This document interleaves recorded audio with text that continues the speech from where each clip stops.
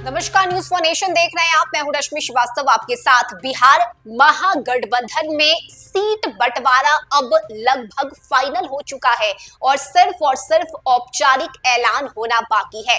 आपको बताएं कि महागठबंधन की कई ऐसे बड़े फैसले हैं जो कि अब तेजस्वी यादव ले रहे हैं और ऐसे में कौन कितनी सीट पर चुनाव लड़ेगा, ये सबसे बड़ा सवाल है। आपको बताएं कि महागठबंधन में 6 दल शामिल हैं और अब तक सीट बंटवारे को लेकर जो आंकड़े सामने आए हैं वो हम आपको बताएंगे। लेकिन बड़ी बात यह है कि इस बार कांग्रेस की सीटें कम कर दी गई है। यानी पिछली बार जहां एक तरफ कांग्रेस ने 2020 के विधानसभा चुनाव में 70 सीटों पर अपने उम्मीदवार को उतारा था, तो वहीं इस बार कांग्रेस को नुकसान उठाना पड़ सकता है। और ये बड़ी अपडेट हम आपको बता रहे हैं जिसमें महागठबंधन में सीट बंटवारे को अब लगभग फाइनल माना जा रहा है। महागठबंधन की पार्टियां आरजेडी, कांग्रेस, माले, सीपीआई, सीपीएम और मुकेश सहनी की विकास इंसानशील पार्टी है यानी वीआईपी है और ये 6 दल मिलकर एक साथ चुनाव लड़ेंगे।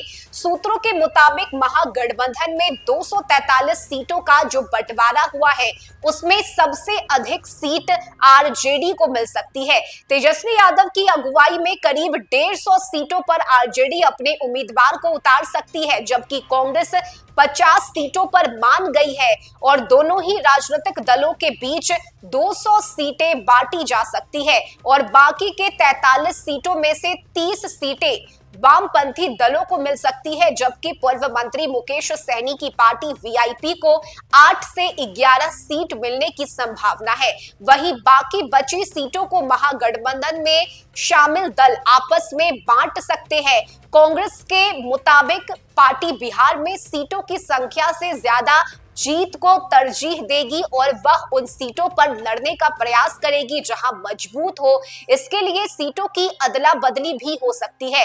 सूत्रों ने यह भी बताया है कि कांग्रेस के इंटरनल सर्वे में बिहार की 50 सीटों पर मजबूत स्थिति बनती हुई नजर आ रही है और उन सीटों पर पार्टी अपने कैंडिडेट को उतारने की कोशिश करेगी। दलित वोट बैंक के साथ ही साथ जीत वाली सीटों को तरजीह देने पर विचार किया जा सकता है। और ऐसे में आपको बताएं कि सीट शेयरिंग के मामले को लेकर अब लगभग बात बन चुकी है। आरजेडी के अंदर खाने 2020 विधानसभा के बाद से लगातार ही आरोप लगता रहा है कि कांग्रेस की वजह से हमारी सरकार नहीं बनी है।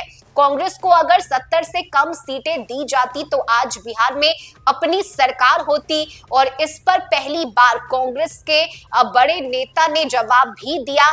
कांग्रेस के नेताओं का कहना है कि लगातार सर्वे किया जा रहा है, जनता के बीच जाकर फीडबैक लेने का काम किया जा रहा है और जो जानकारी सामने आ रही है उसके अनुसार 50 ऐसी सीटें हैं बिहार की जहां पर कांग्रेस मजबूत स्थिति में है और यही वजह है कि इन्हीं 50 सीट पर अपने उम्मीदवार को उतारने की कोशिश कांग्रेस की तरफ से की जाएगी। इसके अलावा कुछ ऐसी भी सीट है जहां पर अदला बदली होनी है, लेकिन देखिए आरजेडी 150 सीट पर अपने उम्मीदवार को उतारेगी क्योंकि इस बार तेजस्वी यादव कोई भी गलती नहीं करना चाहते। खुद लालू यादव ने इस बात का ऐलान किया है मीडिया के सामने। उन्होंने कहा है कि तेजस्वी यादव इस बार मुख्यमंत्री बनेंगे, भले ही महागठबंधन के सीएम चेहरे पर मोहर ना लगी हो, लेकिन इसके बावजूद तेजस्वी यादव को ही मुख्यमंत्री के तौर पर देखा जा रहा है और यही वजह है कि इस पर अब ना तो कांग्रेस की तरफ से और ना ही महागठबंधन के